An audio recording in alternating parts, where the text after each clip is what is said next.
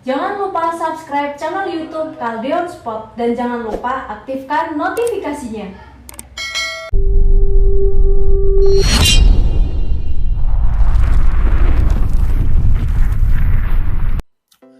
Halo Sobat Kaldeon Sport dimanapun kalian berada dan pemirsa setia penonton Kaldeon Sport. Jumpa lagi dengan saya Ridwan Arif. Saya kali ini kembali membawakan segmen berita olahraga.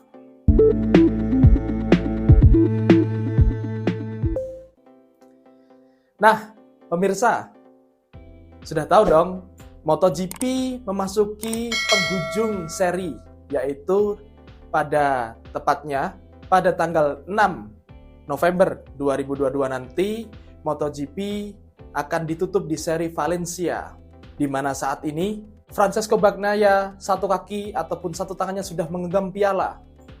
Karena pasca MotoGP Sepang kemarin, Bagnaia merebut kemenangan dan saat ini selisih poinnya dengan Quartararo adalah 23 poin.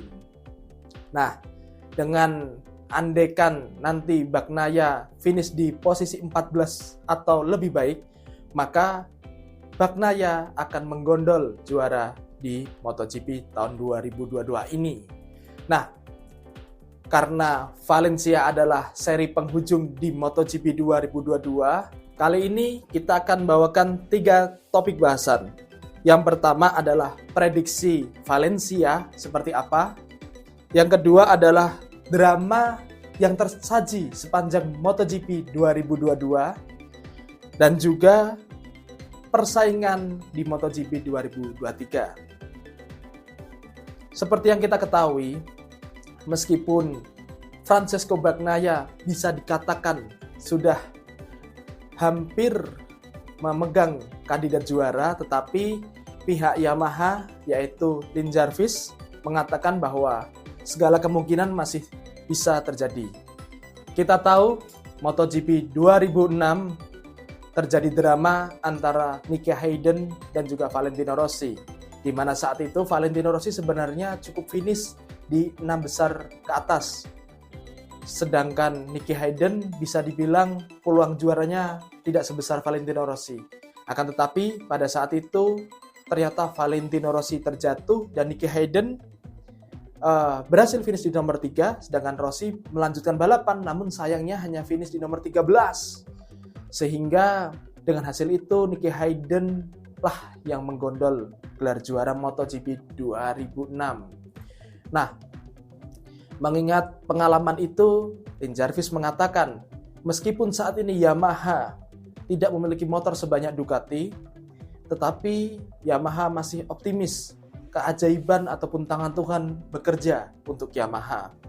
Nah, di sisi lain, di GP Valencia selalu terjadi drama-drama yang di luar logika. Sering kita ketahui bahwa seperti di MotoGP 2015, drama Valentino Rossi yang start dari posisi belakang dan Jorge Lorenzo yang start nomor pertama karena sebelumnya terjadi insiden Sepang Clash, itu juga cukup menyedot perhatian pemirsa ataupun pecinta olahraga MotoGP. Kita tahu bahwa selain persaingan antara Francesco Bagnaia dan juga Fabio Quartararo, ada juga persaingan di Alex Espargaro atau pembalap Aprilia. Alex Espargaro tentu masih juga memiliki kans juara meskipun lebih tipis dari Fabio Quartararo. Karena kita tahu bahwa saat ini 3 besar juara MotoGP kandidatnya adalah Bagnaia, Quartararo, dan Alex Espargaro. Kita nantikan bahwa seperti apa pertandingan nanti di GP Valencia. Bagi pemirsa yang mendukung Francesco Bagnaia, ayo berikan komentar kalian di komen kami. Dan juga bagi pendukung dari Fabio Quartararo, meskipun masih ada kesempatan tetapi kecil, yakinlah bahwa jika Quartararo tidak menyerah dan terus membalap tanpa memikirkan gelar, bisa jadi keajaiban Tuhan berpihak pada Yamaha dan Fabio Quartararo. Nah, mengapa Ducati diisukan memiliki tim order untuk merebut gelar tahun ini? Karena kita tahu 15 tahun yang lalu Ducati terakhir memenangi gelar dunia melalui Casey Stoner, tepatnya di MotoGP 2007. Nah, andekan musim ini Quartararo kehilangan gelarnya ataupun gagal mempertahankan juaranya karena direbut Pecco Bagnaia, maka akan menjadi sejarah tersendiri. Yang pertama adalah Francesco Bagnaia dan Ducati adalah pembalap dan pabrikan dari Italia yang memenangkan gelar setelah lebih dari 15 tahun. Yang kedua akan menjadi triple winner dari tim Ducati sendiri setelah sebelumnya sudah memenangkan konstruktor, tim, dan juga nanti sebagai rider, yaitu Francesco Bagnaia.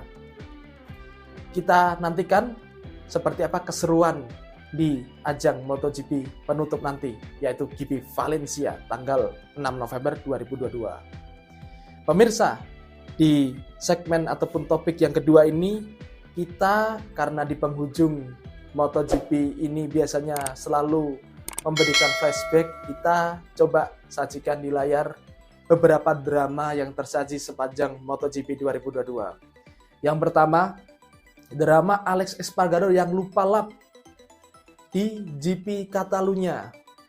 Nah, itu merupakan kesalahan fatal. Karena apa? Saat itu Alex Espargaro berpotensi finish di podium kedua. Akan tetapi karena kesalahannya membaca petunjuk sisa lap, dia berpikir balapan telah usai, sedangkan nyatanya masih satu putaran lagi. Sehingga saat itu Alex Espargaro hanya mampu melanjutkan balapan dan finish di posisi kelima. Yang kedua, drama GP Thailand. Seperti kita ketahui, saat itu Francesco Bagnaia belum menjadi pimpinan juara klasemen sementara. Akan tetapi karena cuaca yang berubah drastis dibandingkan saat latihan bebas dan juga kualifikasi, membuat motor Yamaha seperti kehilangan powernya. Saat itu kita tahu Fabio Quartararo berhasil menyelesaikan balapan, akan tetapi dia hanya finish di posisi 17, sedangkan Bagnaia dengan kesabarannya, dengan ketenangannya mampu di podium ketiga, sehingga atas hasil itu maka keunggulan yang tadinya sebesar 18 poin hanya tinggal tersisa 2 poin. Nah, setelah itu berlangsung, maka Bagnaia berhasil mengambil alih pimpinan klasemen MotoGP sementara di tahun 2022. Drama yang ketiga adalah datang dari pembalap Muni VR46, yaitu Marco Bezzecchi. Bezzecchi saat ditanya pasca race di MotoGP Sepang kemarin, dia mengatakan di depan media bahwa dia senang bisa finish di depan Marc Marquez. Karena apa? Karena kemenangan ataupun keberhasilan finish di depan Marc Marquez merupakan prestasi selain bagi dirinya sebagai Rookie of the Year. Selain itu juga Bezzecchi membalaskan dendam dari gurunya yaitu Valentino Rossi ketika MotoGP Sepang 2015 lalu.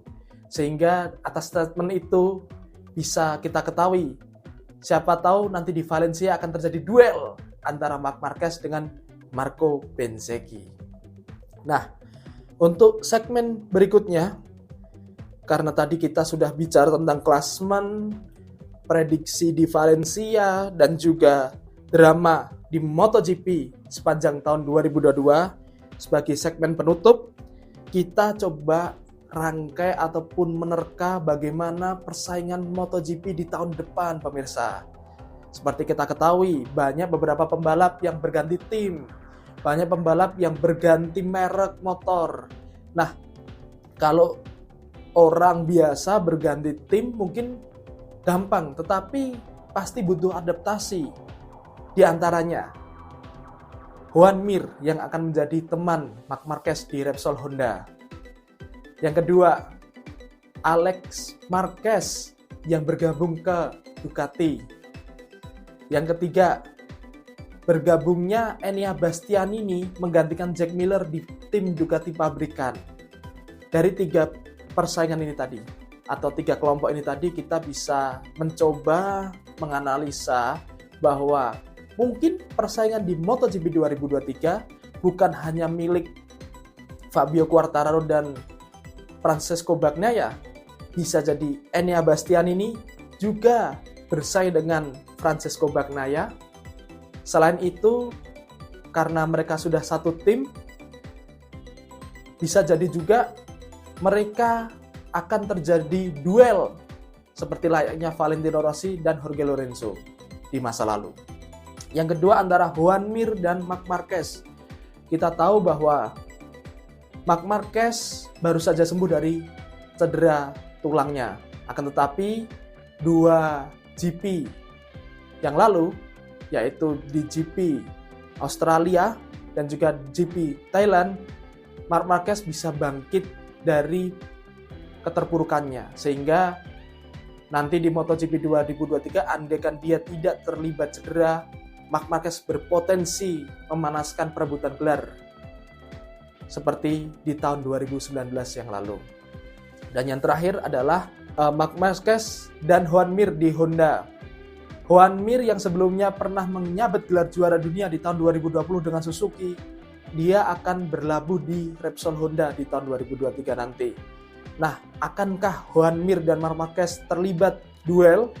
Karena kita tahu Marc Marquez berhasil bangkit dari keterpurukannya pasca operasi tulang di tangan kanannya, di mana pernah meraih podium di GP Australia lalu dan juga bangkit juga di GP Thailand. Sehingga kita akan menyajikan lagi ketangkasan dan juga keganasan seorang Marc Marquez seperti MotoGP 2019. Dan yang terakhir adalah Alex Marquez atau adik dari Marc Marquez. Sebelumnya Alex Marquez ini adalah pembalap dari Repsol Honda yang selanjutnya dia berpindah ke tim satelit LCR Honda. Akan tetapi di 2023 nanti dia akan membela tim Ducati.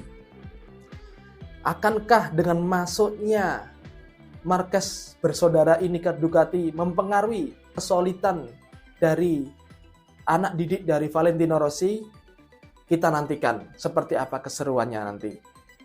Kami dari Kaldion Sport berharap MotoGP Valencia 2022 akan menjadi penutup dan juga akan menjadi pembuka persaingan yang lebih seru lagi di MotoGP 2023. Nantikan video-video kami selanjutnya sesuai dengan moto kami. Sesibuk apapun kalian beraktivitas, jangan lupa berolahraga. Saya pamit, salam olahraga.